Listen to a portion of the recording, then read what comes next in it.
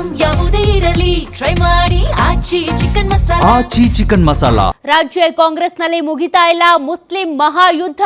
ದಾವಣಗೆರೆ ದಂಗಲ್ ವಿಚಾರದಲ್ಲಿ ಜಿದ್ದಿಗೆ ಬಿದ್ದಂತ ಮುಸ್ಲಿಂ ಸಮುದಾಯ.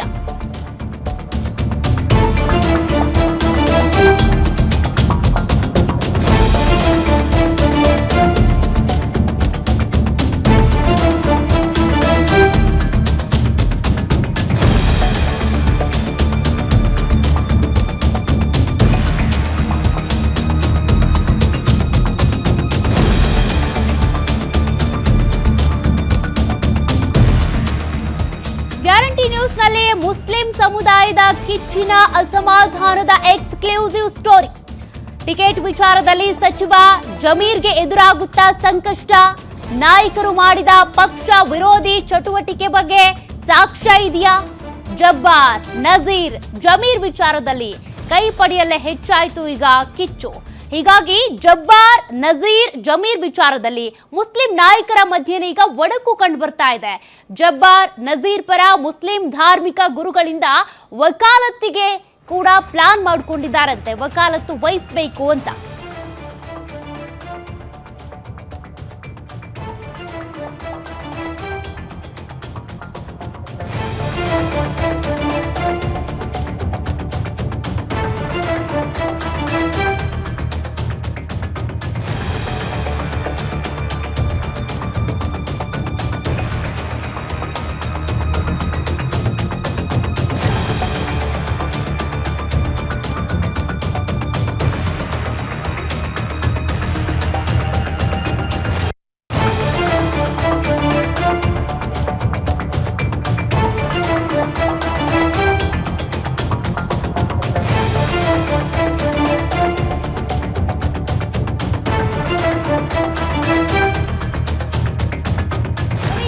ಇಬ್ಬರ ವಿರುದ್ಧದ ಕ್ರಮಕ್ಕೆ ಸಮುದಾಯ ಎಳೆದು ತರಬೇಡಿ ಅಂತ ಆಕ್ರೋಶ ವ್ಯಕ್ತವಾಗ್ತಾ ಇದೆ ಸಮುದಾಯದ ಧಾರ್ಮಿಕ ಗುರುಗಳ ಕಡೆಯಿಂದ.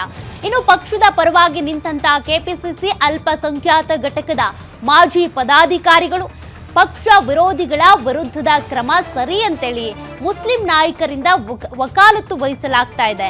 ಮತ್ತೊಂದು ಕಡೆ ಜಬ್ಬಾರ್ ಪಕ್ಷ ವಿರೋಧಿ ಚಟುವಟಿಕೆಯ ಸಾಕ್ಷಿಗಳನ್ನ ಹೈಕಮಾಂಡ್ಗೆ ನೀಡೋದಕ್ಕೆ ಅಂತ ಪ್ಲಾನ್ ಮಾಡ್ಕೊಂಡಿದ್ದಾರಂತೆ. ಪಕ್ಷೇತರ ಅಭ್ಯರ್ಥಿಗೆ ಬೆಂಬಲದ ಆಡಿಯೋ, ವಿಡಿಯೋ ಸಾಕ್ಷ್ಯವನ್ನ ಹೈಕಮಾಂಡ್ಗೆ ರವಾನಿಸಬೇಕು ಅಂತ.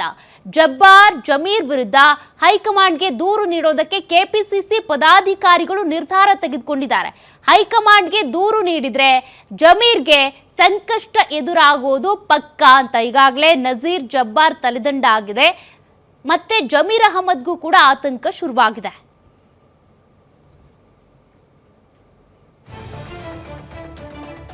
ಡೀಟೇಲ್ಸ್ ಕೊಡ್ತಾರೆ ನಮ್ಮ political reporter Durgesh. Desk live ಇಂದ ಜಾಯಿನ್ ಆಗ್ತಿದ್ದಾರೆ. ದುರ್ಗೇಶ್, ಈಗ ಜಮೀರ್ ಅವರ ವಿರುದ್ಧ ಅಂದ್ರೆ ಅವರು ಪಕ್ಷ ವಿರೋಧಿ ಚಟುವಟಿಕೆಗಳನ್ನ ಮಾಡಿದ್ರು ಅನ್ನೋದಕ್ಕೆ ಸಂಬಂಧಪಟ್ಟಂತೆ ಆಡಿಯೋ ವಿಡಿಯೋಗಳ ಸಾಕ್ಷ್ಯ ಇದೆಯಂತೆ, ಅದು ನಿಜಾನ? ಜೊತೆಗೆ ಇದು ಹೈಕಮಾಂಡ್ಗೆ ಹೋದ್ರೆ ಪಕ್ಕ ಅವರಿಗೆ ಸಂಕಷ್ಟ ಎದುರಾಗುತ್ತೆ. ಕಾಂಗ್ರೆಸ್ ವಲಯದಲ್ಲಿ ಇನ್ನೂ ಏನೇನಾಗಬಹುದು ಅಂತ? ಎಸ್ ಸೌಖ್ಯ, ರಾಜ್ಯದಲ್ಲಿ ದಾವಣಗೆರೆ ದಂಗಲ್ ಮುಂದುವರೆದಿದೆ. ಅದರಲ್ಲೂ ಕೂಡ ಏನು ಅಲ್ಪಸಂಖ್ಯಾತ ಸಮುದಾಯ ದಾವಣಗೆರೆಯಲ್ಲಿ ಒಂದಿಷ್ಟು ಪಕ್ಷ ವಿರೋಧಿ ನಡೆಯನ್ನು ಮಾಡಿದೆ ಅನ್ನುವಂಥ ನಿಟ್ಟಿನಲ್ಲಿ ಒಂದಿಷ್ಟು ಕ್ರಮಗಳನ್ನ ಕೈಗೊಂಡಿರುವಂಥದ್ದು.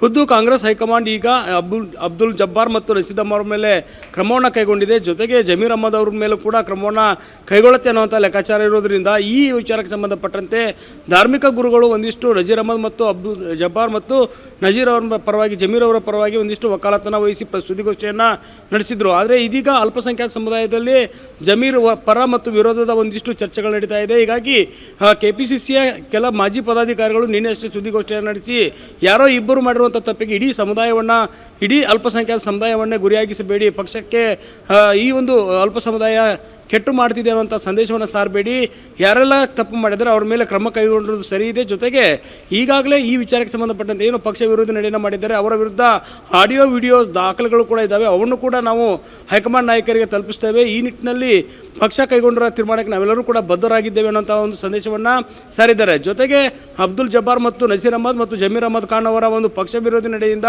ಕಾಂಗ್ರೆಸ್ಗೆ ಯಾವ ರೀತಿ ಎಫೆಕ್ಟ್ ಆಗಿದೆ ಮತ್ತು ಅಲ್ಲಿ ದಾವಣಗೆರೆ ಕ್ಷೇತ್ರದಲ್ಲಿ ಯಾವ ರೀತಿಯ ಆಡಿಯೋಗಳು ಹಂಚಿಕೆಯಾಗಿದೆ, ಜೊತೆಗೆ ಒಂದಿಷ್ಟು ಧನ ಸಹಾಯವನ್ನು ಕೂಡ SDPI ಅಭ್ಯರ್ಥಿಗೆ ಮಾಡಿದ್ದಾರೆ ಅನ್ನುವಂತಹ ಮಾಹಿತಿ ಇರುವಂಥದ್ದು. ಹೀಗಾಗಿಯೇ ಪಕ್ಷ ಇಬ್ಬರ ಮೇಲೆ ಕ್ರಮ ಕೈಗೊಂಡಿದೆ. ಜಮೀರ್ ಅವರು ಕೂಡ ಕ್ರಮವನ್ನು ಕೈಗೊಳ್ಳಬೇಕು ಅನ್ನುವಂಥ ಒತ್ತಾಯವನ್ನು ಮಾಡ್ತಿರುವಂಥದ್ದು. ಒಂದು ಕಡೆ ಧಾರ್ಮಿಕ ಗುರುಗಳು ಜಮೀರ್ ಅವರ ಪರವಾಗಿದ್ದರೆ, ಇದ್ದ KPCCಯ ಮಾಜಿ ಪದಾಧಿಕಾರಿಗಳು ಈಗ ಜಮೀರ್ ಅವರ ವಿರುದ್ಧ ನಿಂತ್ಕೊಂಡಿದ್ದಾರೆ.